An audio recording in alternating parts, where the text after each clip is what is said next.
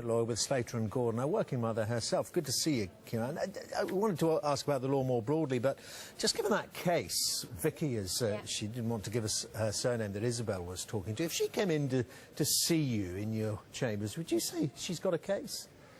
I don't know all the facts of the case, but, yet. you know, it does certainly sound very much like the numbers of mums that we act for and advise. And often they find, if they're allowed to come back to work at all after maternity leave, they're put on what's known as the mummy track. They're put on the simple jobs, the jobs that don't really have any kudos, don't really get them any further, they can't really make a profit, they're not getting commissions.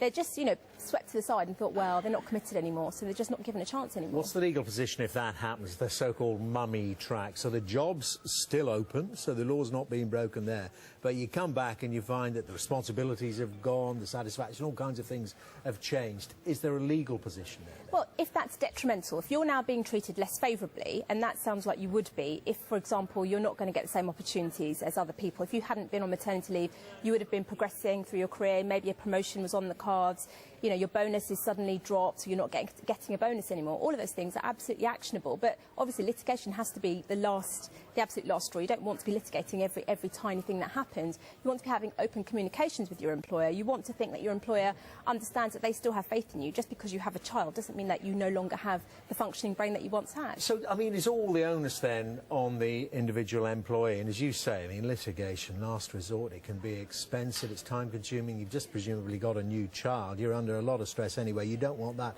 Shouldn't the onus be on the employer there? Shouldn't the government be overseeing this and say, we will prosecute you if you do things like this?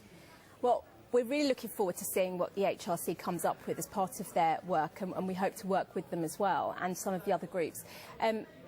Absolutely, the onus should be on the employer. The law's been there for over 40 years. For small businesses still to be saying, well, it's too hard.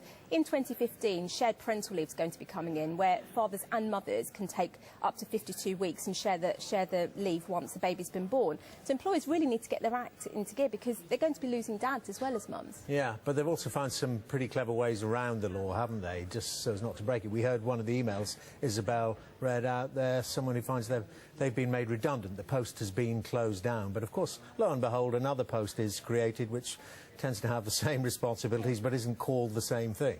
Absolutely, and that's something that's been happening for a long time. Mums on maternity leave suddenly get told, well, your job's redundant. Is it genuinely redundant? Ask those questions. What consultation have you had with me? How could we have saved my job? Why is that person still doing my job? Why is my maternity replacement suddenly doing my job? All of those things are things that someone should be asking and are unlawful. Hopefully. OK, Kiran, thank you very much indeed for coming and explaining a lot of that. Kiran Daurka there from Slater and Gordon. And just to let you know, we're going to be hearing from the Minister for Women, Maria Miller,